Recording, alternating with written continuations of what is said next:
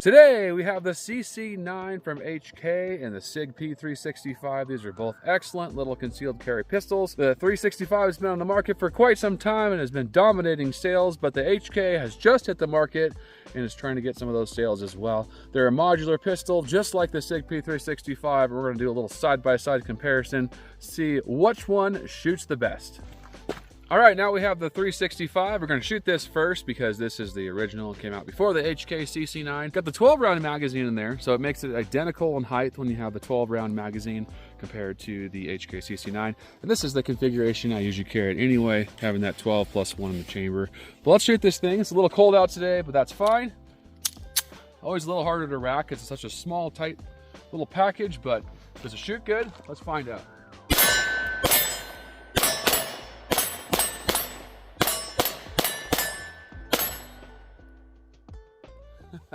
Always love the 365 because it conceals super well. It's really slimmed down, very concealable, comfortable to shoot, has excellent sights on it, and I can hit really well with it. Kind of shoots like a full-sized gun, but has more snap.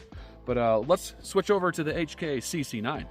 Now we have the HK CC9. Guys, I've been really digging this thing. It just is very comfortable. This is the 12-round magazine as well, so it's going to be like the same height as far as the grip goes, but it feels way different in my hands. It has a finger groove right there. Really helps me mitigate recoil, and it's just a tad longer of a barrel, but not by much. Also, great sights on this thing. Has a fiber optic front, blocked out rear. But let's shoot it. Let's see how well it does. Let's see for racking. Way easier to rack than the 365. But let's see how it shoots.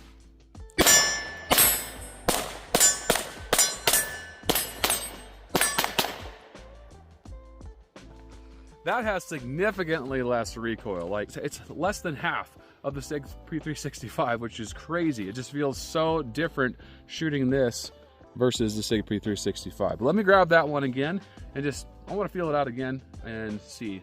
Is it really that much of a difference, or is it just in my head? All right, now we have the Sig P365 with that 12-round magazine, fully loaded. Let's see the difference here. So we're gonna keep it closed, nothing in the chamber. Let's put it in there. Really hard to click in. Like, you gotta really push it. Like, it is hard to put in there. They've always been pretty hard. These magazines are always really tight. Let's try to rack it. Definitely a challenge with the 365, but it's such a great gun. I have thousands of rounds to this. I absolutely love it. It's such a good concealed carry weapon. But man, that HK is just, they've really smoothed some stuff out. Let's shoot this one more time. I want to feel that recoil. Let's just kind of shoot it slow.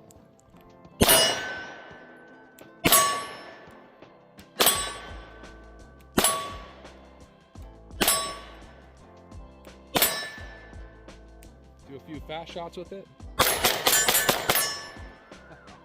Actually, it's got some snap. It's small and does have a slimmer grip on it. Has a small ridge, like a small finger groove ridge there. Not very much, but it does shoot really well. If you're shooting it slow, it doesn't feel bad. If you start shooting it fast, you kind of get off target pretty quick.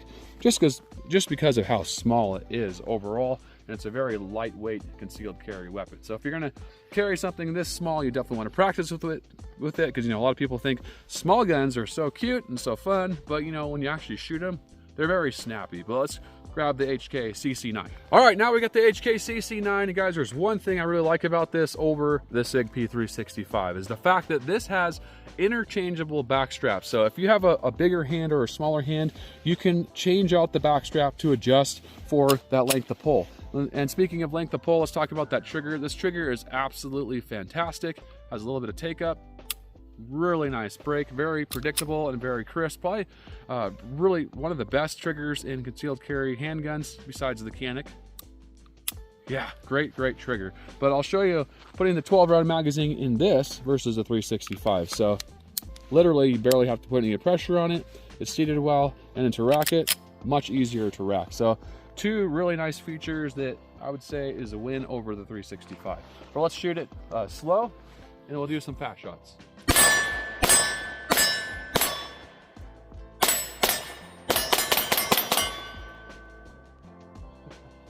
Much easier to stay on target because there's just not much recoil in this small little gun. I don't know why, but they did something really right with it, and it feels so much better to shoot over the 365. All right, really cool things about this CC9. So it's fully ambi. So if you're a lefty or righty, doesn't matter. You don't have to switch anything. It's totally set out of the box. So it has really slimmed down slide release / slide stop right there, but you can really easily manipulate it. Like I can manipulate it, push it up, no problem. I can manipulate it down, no problem. And then also the mag release. It pops out that mag, ejects it really well. Doesn't pinch my hand at all, which is nice. Just a little tiny bit occasionally, but because this back strap comes down so far, I don't really have to shift my hand that much to get that magazine out, just barely. Then you can get right back on target and go to work. But yeah, this thing is absolutely fantastic so far. I have well over 1,000 rounds. I think we're right around 1,200 rounds through it.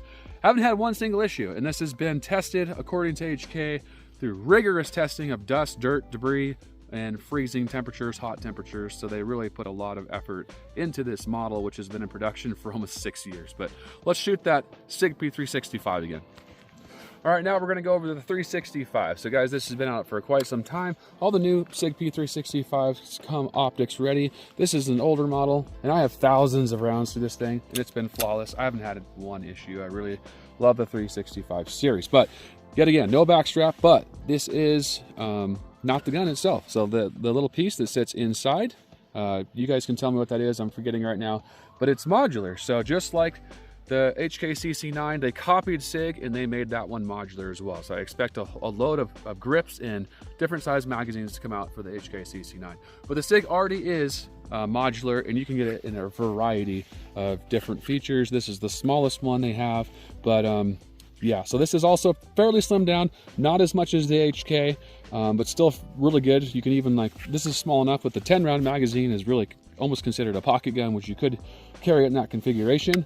But I like to run the 12-round magazine in there. It just feels better. I get a full grip on there, and then I can shoot it better. But yeah, speaking of shooting it, let's check out the trigger. So the trigger is okay. The Sig triggers are kind of mushy, but they shoot great. I mean, it's got a good wall, very distinctive, very tactical sounding. You can hear it.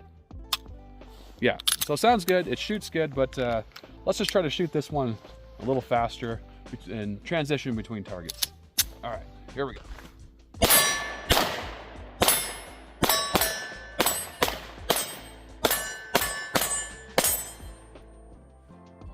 It's definitely got a lot of recoil in the trigger and in the back of my hand right here. Not bad, but it's you know, the faster you shoot it, the worse it feels. But it shoots great, and I love this thing. I will never get rid of it just because I know how good a quality, and I have thousands of rounds. I've never had an issue, but actually it might be time to replace a couple things on it. But yeah, it shoots great, but it has more snap. But let's go back to the HK. All right, guys, now we're back to the HK CC9. This has been growing on me, just like I said, it's been growing on me like massively, because it just shoots so well for such a small gun. It's kind of similar in size to like the Smith & Wesson Shield Plus, maybe like the Glock 43X. It's a little bit shorter than those two with the 12-round magazine in it, but I love the way it feels and shoots. It just shoots so well, and the fact that it's modular and they're coming out with more products for it, I think that's going to be great. And oh yeah, it does have a full-size Bic rail on there, so you can actually mount a full-size light. I don't know what lights are available for such a short little piece like that, but I think there is a couple that do fit this HK CC9. But yeah, so yeah, I'll show you that magazine one more time. I do like that it has some stripping right there. You can strip it out easily if you have to, and not flared at all on the bottom, but that's not a big deal. It goes in well and goes in really easy.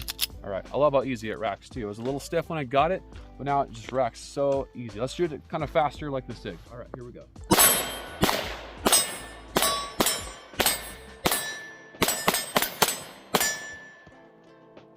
Because of this less recoil, the barrel is just like a smidge longer. Nothing really significant, but something about this just shoots so much better. The ergonomics, the design, the grip is a little bit bigger, but I really love the way this thing shoots.